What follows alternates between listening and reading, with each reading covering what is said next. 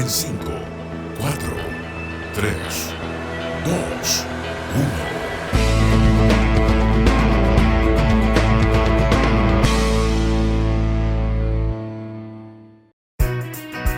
Hola, ¿qué tal? Buenas tardes. Estamos en vivo y en directo hoy día aquí por TX Plus en un nuevo capítulo de Hágase la Luz. Son las 3:03. Hola Catalina, ¿cómo estás? Hola Danilo, ¿bien y tú? ¿Cómo va Bien, todo? muchas gracias. Bueno, usted, Catalina, ya es una amiga de la casa, ha estado en bastantes programas con nosotros, así que, pero fíjate, hay una cosa que tengo que comentar. Nunca te presentamos en los capítulos que tuvimos cuando conversamos con los distintos equipos programáticos de energía. No te presentamos con todos los pergaminos que tú tienes, Catalina. Así que vamos a enmendar ese error y hoy día sí se viene una presentación de verdad. Gracias Danilo, ni tantos pergaminos, pero es que además venía a entrevistar con ustedes, ¿no? A discutir Sí. temas. Sí. Oye, pero hagamos eso, pues, enmendemos ese error. Y bueno, Catalina Medel, directora legal y regulación de NC Consultants. Eres abogada de la Universidad de Chile, máster en regulación del London School of Economics y candidata a doctora de Derecho de la Casa de Bello de la Universidad de Chile. Fuiste asesora legal en Colbún, empresa de generación local, jefa del departamento legal del CEDEXIC, el precursor del Coordinador Eléctrico Nacional. También académica de pre y posgrado en la Universidad de Chile de Derecho Económico y en la Universidad Adolfo Ibáñez de Industria Regulada, que fue, tengo que confesar ahí, profesora mía ahí en el Magíster de Regulación. Le debo la memoria, así que cosa, punto aparte. Sigamos. Como mencioné al principio, actualmente la directora legal y de regulación de ENC Consultants, consejera de ICONS Chile, que ahí me gustaría también preguntarte cuál es la pega de ICONS en Chile y también internacionalmente, y investigadora del Centro de Regulación y Competencia de la Universidad de Chile. Una vez más, Catalina, muchas gracias por estar aquí con nosotros en esta tarde de Hágase la Luz. Gracias Danilo, no, como siempre, como encantada de venir a conversar contigo de energía. Y algo que esto como noticia que quería comentarte. Creo que el capítulo más visto que hemos tenido de Hágase la Luz fue aquel que hicimos posterior a las entrevistas con los equipos programáticos de energía. Así, una plataforma, una de nuestras tantas plataformas, tiene más de 1000 escuchas, sin contar las demás. O sea, un capítulo extremadamente exitoso. Así que mira, es que además éramos como 4 personas discutiendo, lo pasamos, fue ese capítulo en donde estaban en la playa, algunos de... Parece ¿no? que sí, sí, lo pasamos muy bien, nos reímos mucho. Todo entretenido. Oye, Catalina, entremos en materia, aprovechemos este espacio que tenemos hoy día y yo quería entrar en la arena constituyente. Ya tenemos un borrador bastante definido, ya creo que más que un borrador es una propuesta, falta obviamente algunos puntitos de la Comisión de Armonización y también de los transitorios, pero ya hay algunos detalles, sobre todo en materia de energía y otras hierbas, que me gustaría conversar contigo para que nos puedas ilustrar a aquellos que claro, estamos siguiendo de cerca, pero quizás no tenemos ese conocimiento específico de qué es lo que impacta o cómo la redacción de algún punto impacta en la vida normal y cotidiana de nosotros, en este caso del sector de energía. Hay un artículo, el artículo 21, que está en el capítulo de agua, si bien recuerdo, que lo voy a leer textual, que es como la propuesta final en el caso del sector energético. Y dice así: toda persona tiene derecho a un mínimo vital de energía asequible y segura. Es deber del Estado garantizar el acceso equitativo y no discriminatorio a la energía que permita a las personas satisfacer sus necesidades, velando por la continuidad de los servicios energéticos.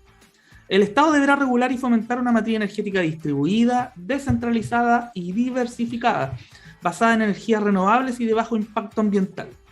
La infraestructura energética es de interés público y el Estado fomentará y protegerá las empresas cooperativas de energía y el autoconsumo.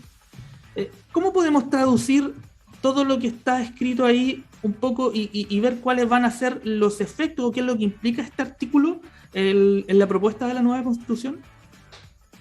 Yo creo que primero hay que decir que tiene muchas reglas, como un párrafo que tiene como muchas reglas y que tiene y establece ciertos deberes para el Estado y también determina determina la política energética, entendiendo que si es que el borrador de constitución con esta regla se aprueba, este probablemente debiese ser la base de la política energética por los próximos 30 años. Entonces, bajo esa perspectiva, como yo creo que uno lo que entendería es que tenemos desde ahora en adelante un derecho a tener un mínimo de energía que tiene ciertas características, que el Estado tiene que garantizar un acceso equitativo y no discriminatorio, el cual se supone que debe servir para satisfacer las necesidades. Esto es muy importante como para el sector, que el Estado va a regular y fomentar una cierta matriz energética, que la infraestructura energética es de interés público y que el Estado va a fomentar y proteger empresas cooperativas de energía y autoconsumo. Entonces, partamos por el principio de todas las dudas que a mí me genera, porque no es algo que vayamos a solucionar hoy, ni cuando se dicte la Constitución, sino que hay que entender también que las constituciones son cuerpos vivos, como dependen de cómo se vayan interpretando y dependen de la sociedad y dependen de qué es lo que vayamos entendiendo por los distintos conceptos.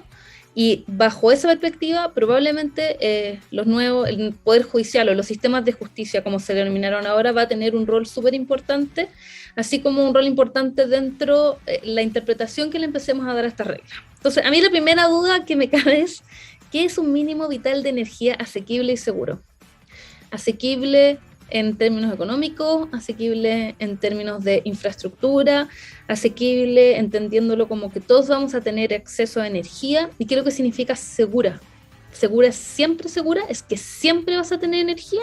¿O segura bajo ciertas condiciones técnicas? ¿Qué es lo que existe hoy? Porque al final nosotros hoy tenemos derecho a un suministro continuo, seguro, y este suministro continuo y seguro se da bajo ciertos parámetros técnicos en donde se ha entendido de que las empresas pueden fallar una cierta cantidad de horas en el año y que es necesario porque es impracticable que haya un suministro continuo 24/7 sin ninguna falla. ¿Por qué? Porque la vida no es perfecta, nada es perfecto, no, es imposible como asegurar eso. Por otro lado, a mí me genera dudas, ¿qué es lo que significa satisfacer las necesidades de las personas? ¿Las necesidades de qué personas? Porque una persona con necesidades eléctricas especiales o que, por ejemplo, esté conectada a un respirador artificial tiene unas necesidades que otras personas no tenemos, gracias a Dios, o una persona que esté constantemente trabajando en el computador no va a tener la misma necesidad quizás que un orfebre. Bajo esa perspectiva, como ¿qué es lo que vamos a entender nosotros por necesidades de las personas? Por otro lado, sí es una buena noticia desde mi perspectiva de que se haya establecido que lo que va a hacer el Estado es regular y fomentar una matriz energética y no que se va a hacer cargo de ella. ¿Por qué? Porque se ha demostrado... Sí, hubo un momento en que estaba que podía participar con infraestructura o con empresas. Y hubo algún momento en donde una idea, o al menos yo lo vi escrito, no me acuerdo si que los borradores que se estaban trabajando en la comisión, así que creo que no, pero al menos en algún minuto leí algo de que el Estado iba a garantizar y la matriz energética y el Estado se iba a hacer cargo de la matriz energética y que nosotros sabemos que el sistema actual que tiene Chile es un buen sistema. Y yo creo que deberíamos partir de esa base, de que tenemos luz en gran parte del país, comparado con otros países vecinos que no lo tienen, que tenemos un buen acceso, que tenemos cada vez un mercado más sano, más competitivo y que tenemos un diseño institucional que ha ido agarrando fuerza y que se puede hacer cargo de los desafíos del sistema eléctrico. Yo creo que también hay que mirar en perspectiva. Llevamos más de 10 años de sequía y no se ha cortado la luz aún. Crucemos los dedos. Pero es súper importante porque a fines de los 90 nos quedamos sin luz, tuvimos el racionamiento, que no sé si es que la gente que nos está escuchando se acuerda, pero que se cortaban como una cierta cantidad de horas al día y por sectores, y señores, estamos a fines de mayo, llevamos muchos años de sequía. Acá piensen que en Santiago llovió una sola vez este año. Sí, una sola vez. Y hacia el sur tampoco ha llovido mucho. Ha llovido más de lo que esperábamos quizás, pero estamos en sequía y seguimos teniendo electricidad. Entonces, bajo esa perspectiva, que en la Constitución se reconozca que lo que se va a hacer es regular y fomentar la matriz energética es una buena noticia, porque también reconoce el desarrollo del mercado energético y de la madurez que se ha alcanzado. Sin embargo, como yo creo que hay dos temas, como uno, que se establece que toda la infraestructura energética es de interés público, y yo no sé qué efectos puede tener eso como para el desarrollo de líneas privadas. Ni siquiera estoy hablando de dedicadas, estoy hablando de ciertas líneas privadas que no tiene sentido que el resto de nosotros nos hagamos cargo pagándolo a través de tarifa, si es que eso es lo que se está entendiendo por infraestructura de interés público, que no sé lo que se va a entender por eso, porque también es una cosa que va a tener que bajar y que probablemente va a tener que reflejarse en la Ley General de Servicios Eléctricos y en los reglamentos. Y lo segundo es que no sé por qué, no sé cuál es la idea atrás de fomentar las empresas cooperativas de energía y el autoconsumo.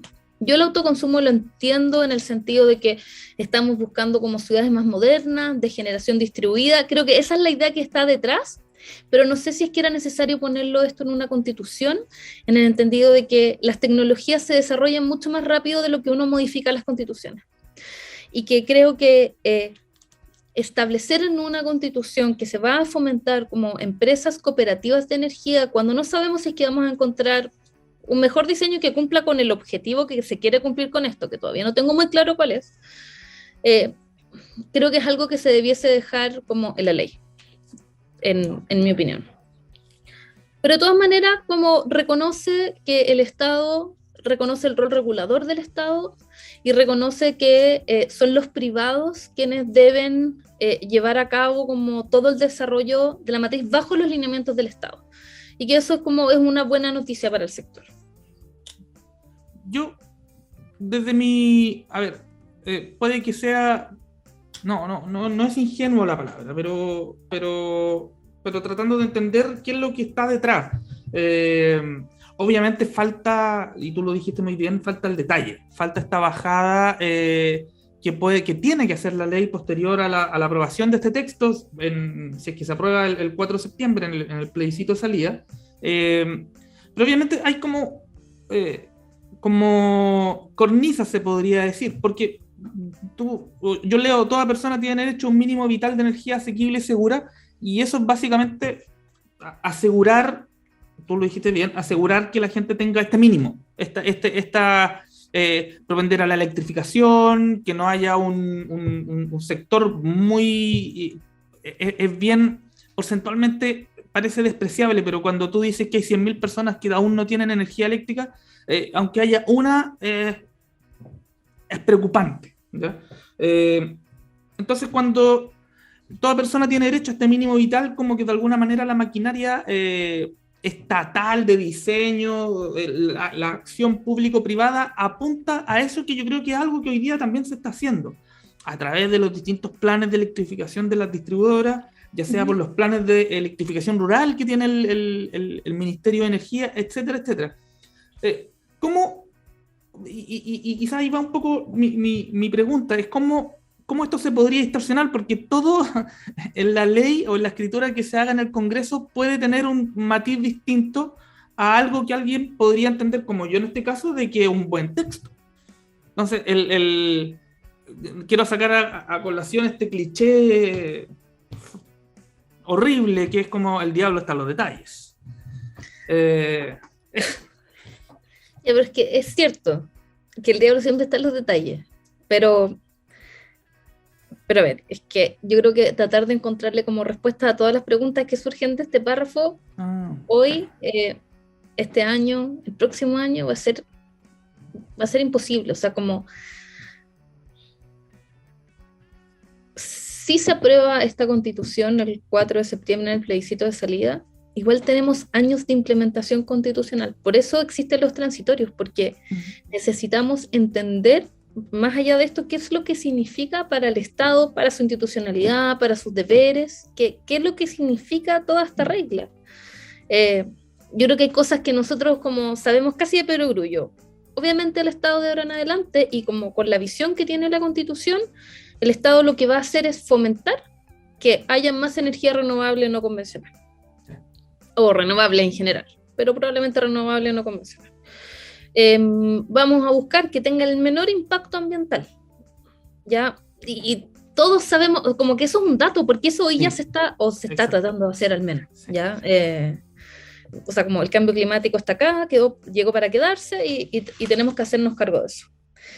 Pero hay otras cosas que probablemente se van a ver en un tiempo y que va a tener que ver justamente con la gente que no tiene acceso a la energía o con comunidades que tienen poco acceso a la energía, y cuáles son los deberes del Estado en relación con este mínimo vital, en relación a la satisfacción de las necesidades energéticas de las personas. Y yo creo que, claro, nosotros no nos preguntamos mucho porque vivimos en ciudades grandes, vivimos en Santiago, o la gente que vive en general en ciudades grandes en Chile, como yo creo que va a haber poco cuestionamiento justamente porque tu respuesta fue la distribuidora. ¿Y qué pasa en pequeñas comunidades donde no hay distribuidora? No. ¿Qué pasa en pequeñas localidades que están en una isla? No sé, pensemos en el archipiélago de Chiloé, y que están ahí y que no tienen generación eléctrica. Claro. ¿Cómo el Estado va a cumplir con este deber que estamos imponiendo en la Constitución? Y eso va a ser una construcción que va a demorar años. No creo que se solucione de un día para otro. Puedo equivocarme, vendré a otro programa, me meteré debajo de la mesa, pero como también tiene que ver con una cosa casuística, porque nuestro país es tan distinto, en el norte hay mucho sol, como hay empresas incluso que a pequeñas localidades le han puesto plantas fotovoltaicas, como algunos paneles solares, dentro de su política de responsabilidad social empresarial para que esas comunidades tengan luz. Ya, como son los privados haciéndose cargo. ¿Qué es lo que va a hacer el Estado ahora? Él va a hacerse el cargo de satisfacer las necesidades, va a licitar. La idea es que él regule y fomente, pero ¿qué pasa si es que ningún privado quiere llegar a dar energía a esa parte o no puede llegar a dar energía a esa parte? Tienes razón. A ver, salgamos del centralismo, como bien lo han mencionado. Muchas por ejemplo, en el caso de las islas del archipiélago de Chiloé, funcionan con generadores diésel que se consiguen, les traen diésel en algunas barcazas, barcos, botes, etcétera, o van a comprarlo al continente o a la isla grande, y están, como no tienen una capacidad de almacenamiento infinita, y obviamente el aislamiento, valga la redundancia, de una isla lo hace mucho más complejo. Ellos compran un generador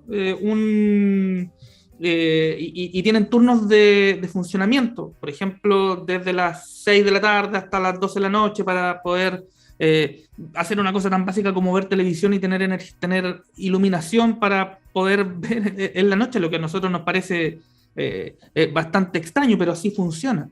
Esto es lo que cambiaría este texto, es que esas personas que viven en esa isla deberían asegurar ese mínimo vital de energía, que no necesariamente de las 6 a las 12 de la noche. Ese generador diésel debería cambiarse por un esquema de energía renovable basada en almacenamiento, más viento, más alguna central X solar de pasada, etcétera, etcétera.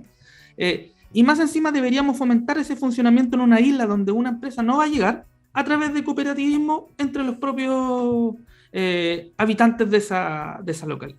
Ahí, esa sería quizá una forma de cómo este texto podría bajarse a la práctica. O sea, claro, me estás poniendo el ejemplo perfecto, pero bueno.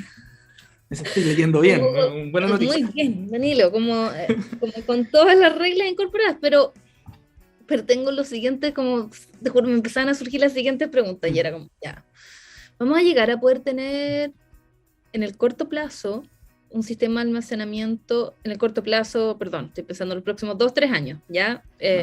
sistemas de almacenamiento que efectivamente funcionen y que se puedan llevar a la isla de Chiloé, al archipiélago. Que las necesidades básicas, ¿por qué tienen que ser más allá de las 6 de la tarde y las 10 de la noche? No, es que por eso, sí. como que tú decías eso, como no, es que tiene que ser, tenemos que tener todo el día luz. Puta, es al menos Sí, cuestionable que lo necesitemos. Entiendo. ¿Ya? Como necesitamos cargar, no sé, los computadores, sí, puedes cargar los computadores. La verdad que uno podría cargar los computadores, cargar el celular en la noche y en general funcionar sin necesidad de conectarte a la red. Ya, ¿cuál es la sobrecarga que se le produce al sistema si todos hiciéramos eso? Sería una locura. Pero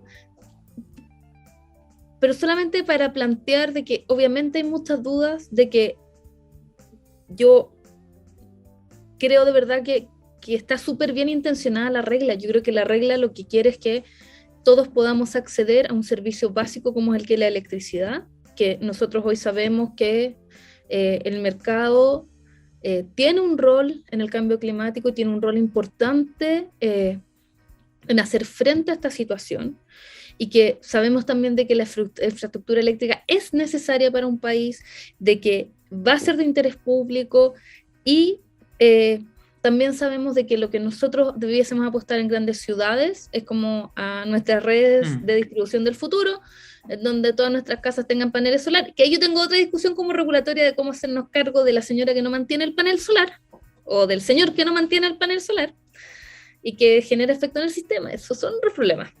Pero yo entiendo que lo que está tratando de reflejar es algo a lo cual nosotros estamos aspirando, ¿ya? Y además, si es que yo estoy entendiendo bien, que puedo estar leyendo mal, pero si yo estoy entendiendo bien, el Estado como lo que va a hacer es regular y fomentar.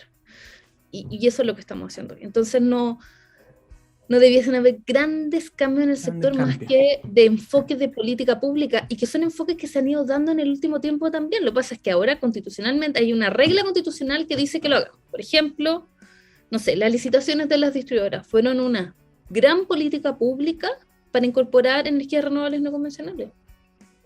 Le dieron financiamiento al sistema.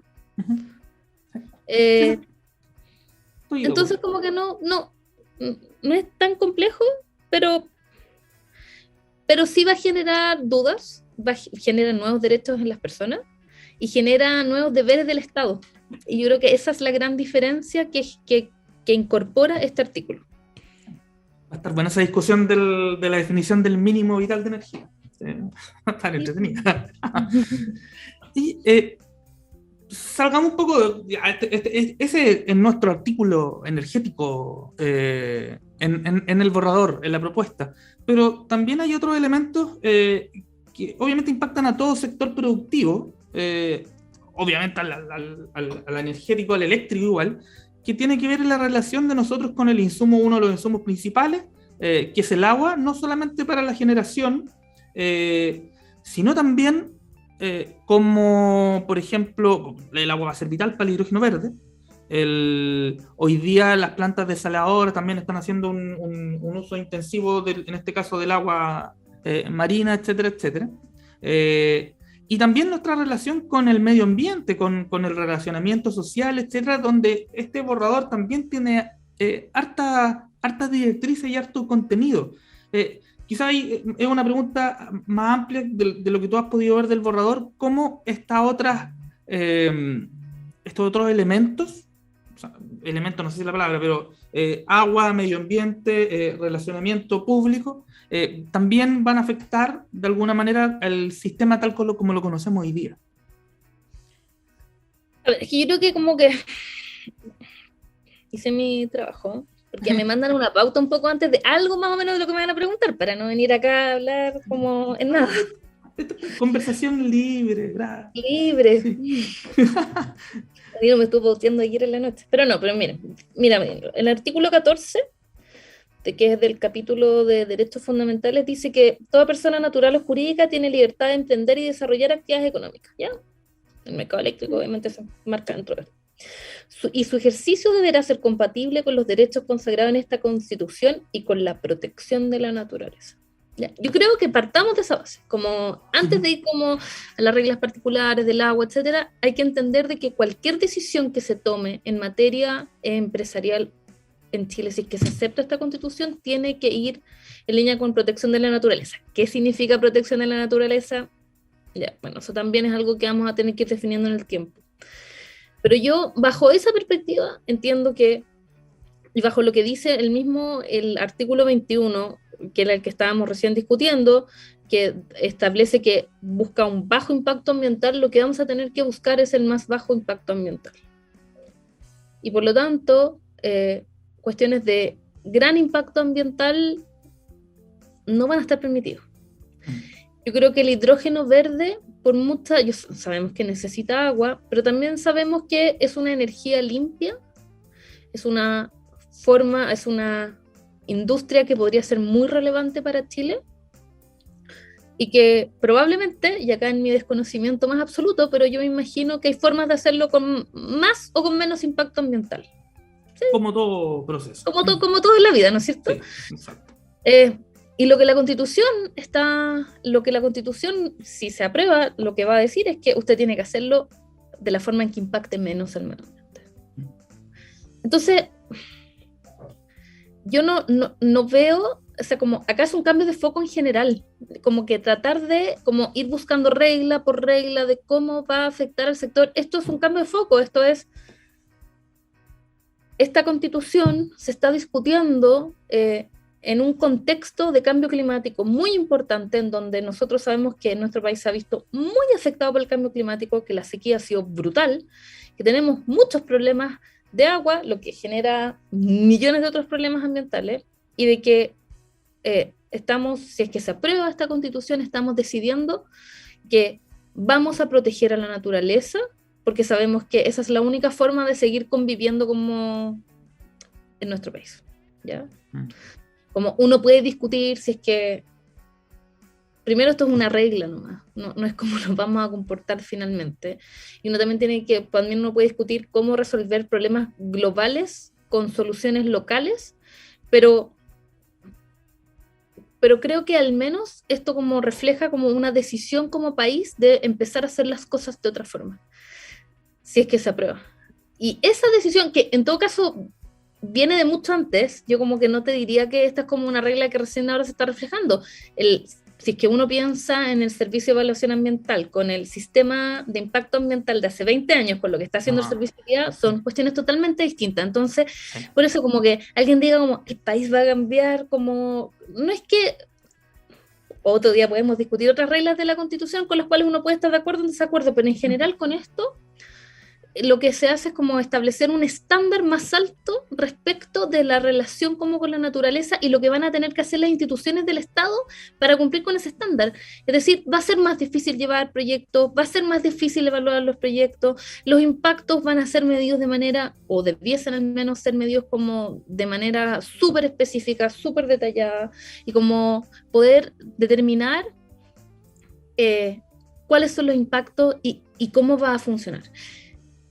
Y el mercado eléctrico no se va a escapar de eso. Pero el mercado eléctrico hoy día igual ha tenido muchos desafíos. O sea, pensemos en la descarbonización, pensemos como en las decisiones que han tomado las empresas respecto de cómo invertir, cuáles son sus proyectos futuros.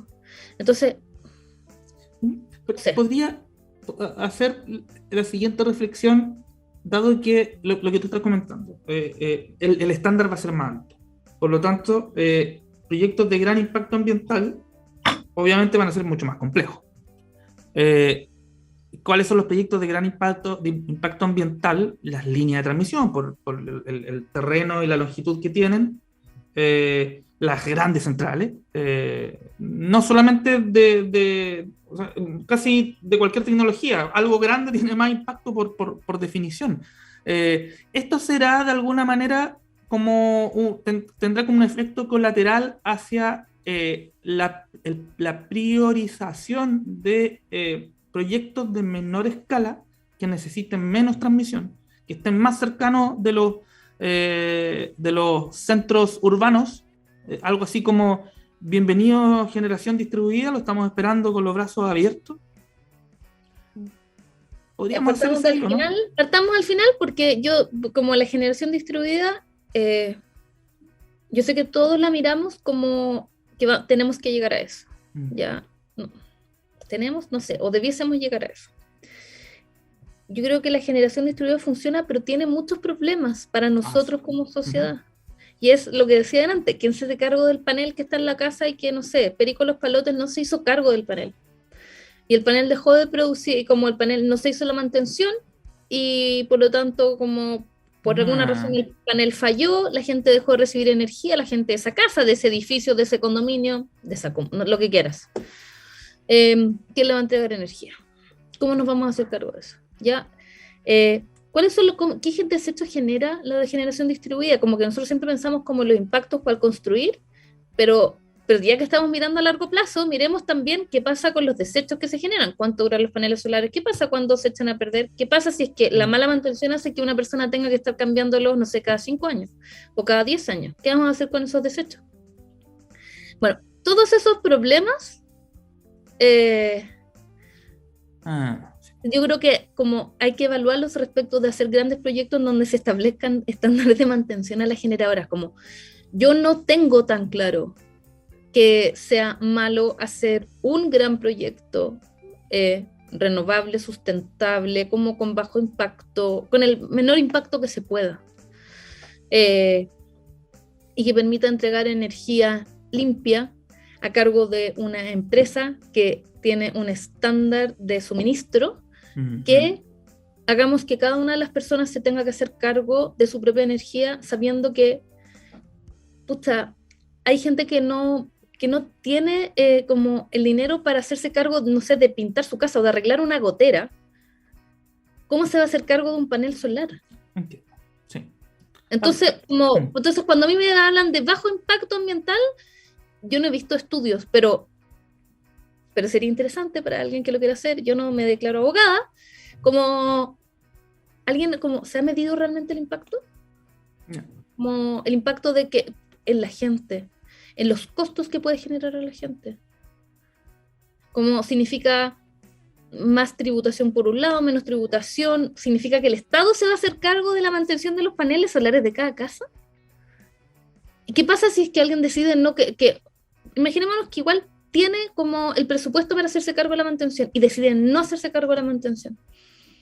¿Qué hacemos? Sí, estás dejando en el mantenimiento y la operación que hoy día se hace en centrales de gran escala, que está hecho por empresas expertas, se supone, haciéndolo a granel, dispersando y diversificando eso en toda la población, que claramente yo no soy experto, y si no soy capaz de limpiar las canaletas en el invierno, más me va a costar subirme una vez a la semana al techo con una mopa a limpiar un panel. Sí. Ya, y esos son como a mí por eso como cuando alguien habla de bajo impacto, porque todo el mundo como que piensa el tiro en generación distribuida y en que estén más cerca de los centros de consumo, y las líneas de transmisión generan impacto, sí, generan impacto, pero ¿generan más impacto que tener generación distribuida? No lo sé. Voy a anotar ese punto, porque en algunos capítulos más, yo creo que, no sé si Carlos Cabrera podría venir de nuevo, el presidente asesor, pero sí alguien que esté más en la relación de la construcción y del desarrollo de proyectos de ESCO, de paneles fotovoltaicos a nivel domiciliario, quizás un poquito más grandes, pero que quizás nos ayude con estas preguntas que son súper atingentes, porque es que este es un cambio de paradigma total lo que nos va a pasar de aquí en los próximos 10 años. Sí, pero el problema es que hoy la gente que pone los paneles solares es porque quiere ponerlos y porque tiene una decisión de ponerlos, de mantenerlos, y como los incentivos los pone la misma persona que está comprando los paneles solares. Yo sé que hay cosas como... Otra cosa son como estos paneles que se ocupan como para calentar agua en las casas y que esos casi no requieren mantención, entiendo, pero poner paneles solares para producción de electricidad y entrega de electricidad al sistema es harina de otro costal, es otra regulación, es otra mirada de quizás contratamos una empresa privada que ahora las distribuidoras se hagan cargo de la mantención, pero uno paga panel solar, y entonces a las distribuidoras las convertimos también como en una especie de generadora. No tengo idea, Danilo. Sí, Lo único como lo que planteo es que son preguntas abiertas. son preguntas abiertas y que espero que no, por estas nuevas reglas que se van a incorporar, se tomen decisiones que no sabemos qué impacto van a tener. O sea, como que la decisión de cómo se va a bajar esto a la ley o cómo lo vamos a bajar como sociedad tiene que venir de la mano con un análisis de impacto. Vamos a dejar la invitación abierta. Si alguno de nuestros amigos y amigas que nos escuchan que tiene alguna asesor ahí, que nos llamen a ver quién puede ayudarnos en un programa futuro sobre estas dudas que tenemos hoy día, porque yo creo que tenemos que tener la respuesta porque para allá vamos. No, yo creo que no hay muchas opciones de camino, ya que el borrador de la Constitución, de alguna manera, como tú dijiste, define un esquema de política pública importante. Oye, ya, te quiero llevar a otro tema, a uno de tus temas, que tú alguna vez nos declaraste, creo que en este mismo programa, de que tú eres un experto, te gusta esto de la estructura y la organización sectorial, etcétera, de las instituciones. La semana pasada hubo un evento de Accesol, donde la verdad es que traté de acordarme quién fue. Si digo Analía, disculpa si me equivoqué, pero creo que fuiste tú. Donde uno de los desafíos importantes que tenemos para la transición es tener una estructura de organizaciones adecuadas para tal propósito. El ministro mismo también dijo ante la Comisión de Minería y Energía de la Cámara de Diputados y Diputadas en que, por ejemplo, la superintendencia tenía que pasar de una lógica más punitiva a una de colaboración para que se pueda cumplir con cierta facilidad las normas. O que la Comisión Nacional de Energía también va a tener una unidad de monitoreo de la competencia para el sector de combustible. ¿Pasan por ahí esta reestructuración organizacional? ¿Necesitamos más para cumplir todos estos desafíos que tanto que nos impone el medio ambiente y lo que estamos viendo hoy día de por sí, plus más lo que viene en el borrador de la Constitución?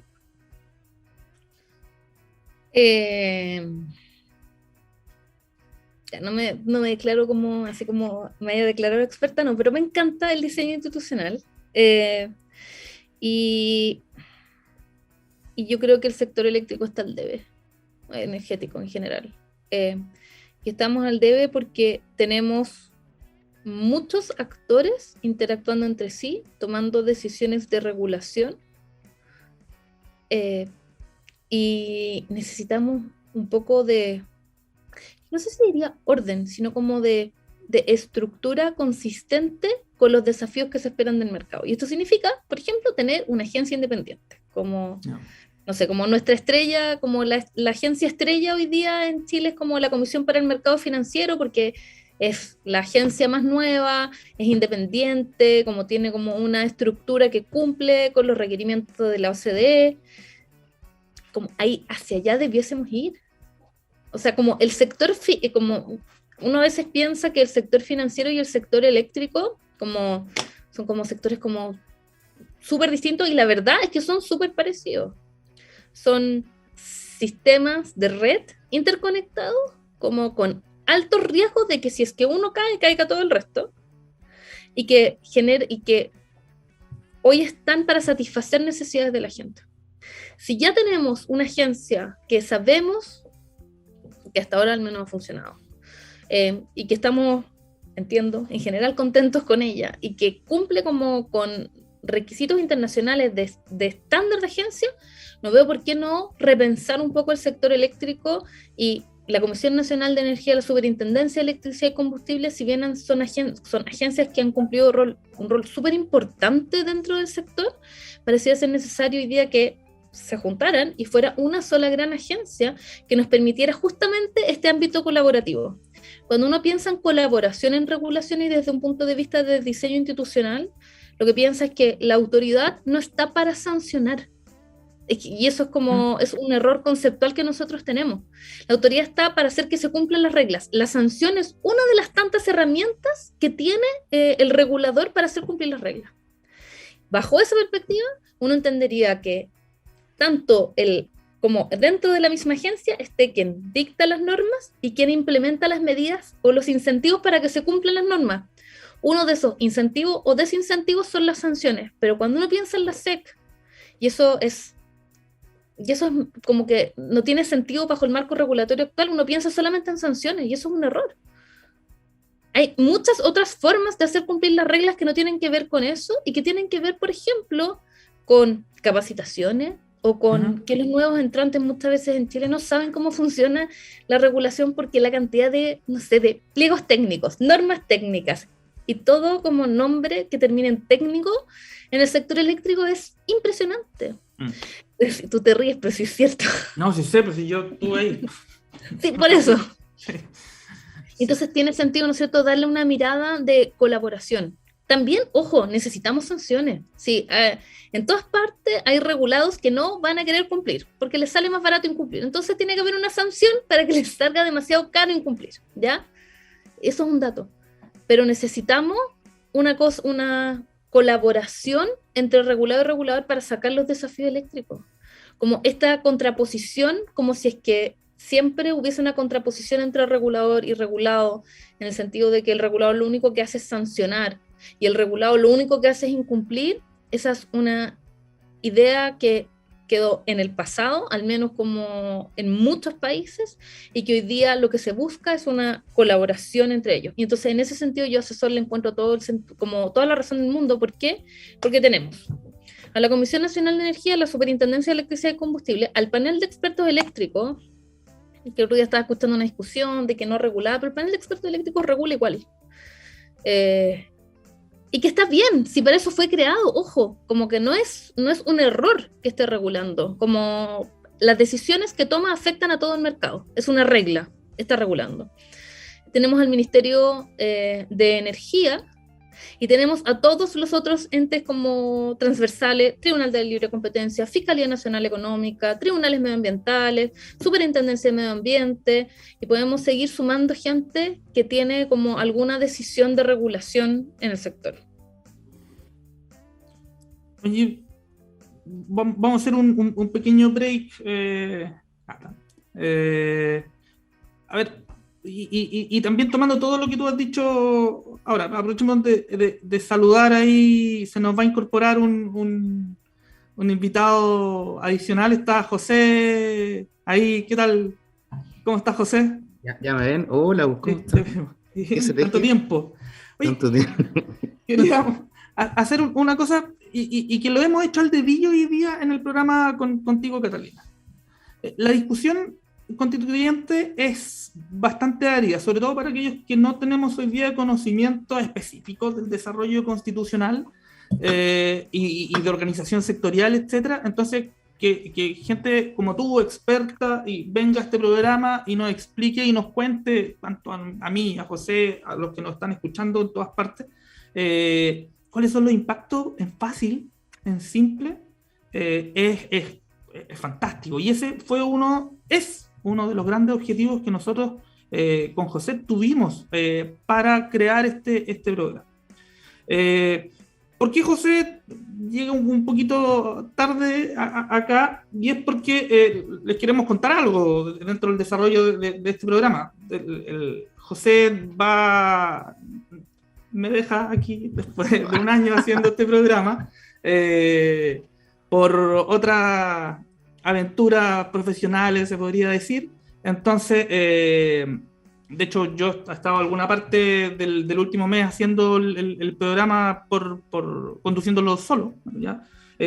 Pero después de todo lo que pensamos en un principio, y Catalina eres una actriz protagónica de este proceso, tantas veces que hemos estado conversando aquí en Hágase la Luz, es que queríamos aprovechar este momentito para conversar con José y darle darnos este espacio de agradecerle todos estos 45 capítulos que hemos estado a la luz. Esta es una idea que nosotros trajimos, la incubamos entre nosotros pensando en este propósito, en esta meta que hemos hecho, que después de 45 capítulos la verdad es que agradecemos mucho el apoyo, la audiencia que nos han dado. Hágase la Luz, no se acaba por si acaso. Solamente aquí agradecer a José con un abrazo fraterno todo lo que hemos podido hacer gracias a la ayuda de invitados como Catalina y otras grandes que estuvieron por acá, ayudándonos a socializar y a ciudadanizar el concepto energético. ¿Qué nos puedes contar, José? Sí, no mucho, no, sí. ¿Cómo están, te quedó la Cata? Hola, Danilo. Sí, porque, bueno, y también ahí pedir las disculpas, he estado en otro proyecto. Bueno, ahí la Cata sabe bien que me ha tenido viajando por Chile, hasta los rincones más inhóspitos y lejanos, que, bueno, en un tiempo más se va a saber eso. O sea, inhóspito no creo, porque las fotos que me mandaba Danilo eran como la envidia, pero máxima. Bueno, pero siempre tiene que ver con energías, ¿no? Si eran inhóspitos, eran inhóspitos. Y claro, pues así que también para darle también una nueva una nueva etapa a Hágase la Luz, pero creo que se han caminado súper bien. ¿Eh? ¿Qué pasó? Se han caminado súper bien, como decía Danilo ahí, estas mismas conversaciones que de repente teníamos con la Cata, con Danilo, con otros invitados, las teníamos en círculos o espacios cerrados, y la idea justamente es abrir esto a la discusión, pues, y que se pueda generar contenido. Así es que muchas gracias a los y las audioescuchas, como se dice ahora. Y nada, pero Hágase la Luz va a seguir, probablemente nos vamos a seguir viendo, la Cata va a seguir, me imagino también, de invitada recurrente, sobre todo ahora con los temas que están, como estaban tratando ahora recién la Constitución. Así que nada, pues, y de esto se vienen sorpresas, ¿o no, Danilo? No sé si las vas a contar ahora o no. Las vamos a dejar para la próxima semana, pero ya tenemos sorpresitas ahí que queremos contarle. No, estamos organizando ahí algunas cositas entretenidas, porque queremos seguir con esto. La verdad es que la recepción que hemos tenido, este es como el espacio ombliguista, nuestro minuto ombliguista de Hágase la Luz después de un año haciendo el programa. 45 hecho, es harto, 45 capítulos es harto. La próxima semana cumplimos un año. Así que este es un momento, partimos la primera semana, o el primer programa fue en junio del año pasado. Para contarle una anécdota, ¿te acordás que ahí nos juntamos con el Eduardo Fuentes, que es conductor de la red, que él es, digamos, parte de los dueños de la radio, y cuando nos juntábamos para proponerle la idea, la encontró súper buena, y ahí justo estaban como las elecciones, me acuerdo, y pasaba la gente, y no sé por qué como que le empezaban a hablar, como que la gente pasaba, nosotros estábamos en un café, y le hablaba nomás ahí a Eduardo Fuentes, así como... Así que también agradecerle a él, a Gabriel también. Sí, que nos hayan dado la posibilidad de tener este espacio. Yo, por eso, como espacio ombliguista donde nos podemos hacer un poco de recuento de cómo ha sido este año. Y tomando este espacio aquí donde está José con nosotros, no por última vez, pero por un rato.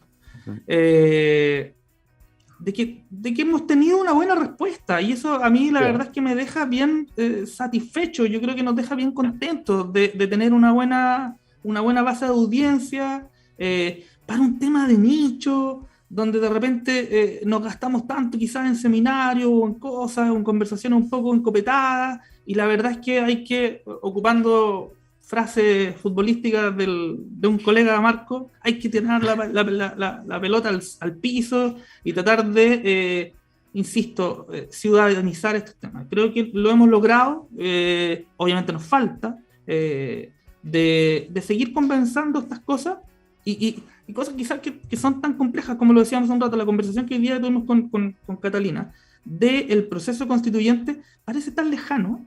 Hay tantas voces que quieren decir algo, y la verdad es que lo mejor es que nosotros lo podemos conversar y conversar abiertamente. Así que, Cata, ¿qué opinas tú de esta conversación que hemos tenido hoy día, y también de todo lo que nos ha ayudado en este proceso de Hágase la Luz?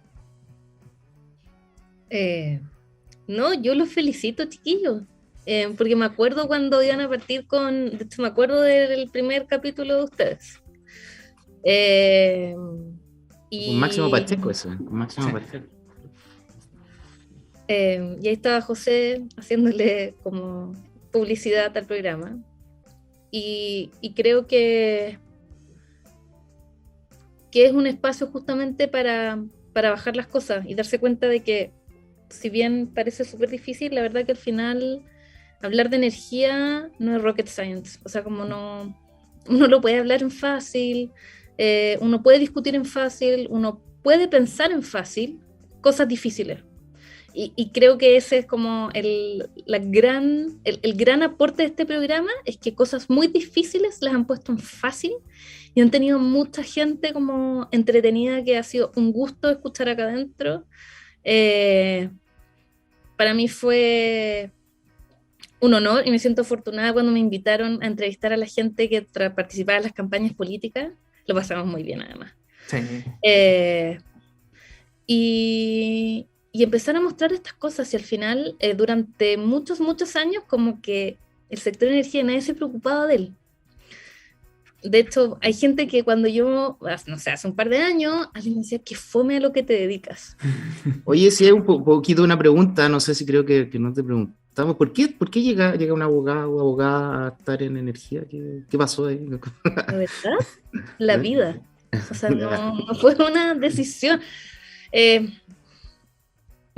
Como alguien muy cercano me dijo que estaban buscando a un abogado en Colbún. Y yo dije, bueno.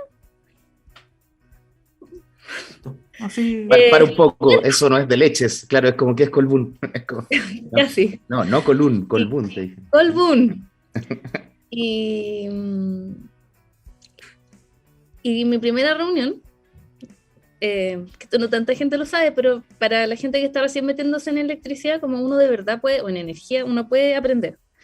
Me acuerdo que vimos el plan de expansión de la transmisión, pero en el año, ni siquiera me acuerdo si es que se llamaba así, pero todavía me acuerdo que fue una reunión con un abogado de la plaza, que me enseñó mucho, que él sabía mucho, con el gerente de transmisión de esa época de Colbún y otros ingenieros, y yo.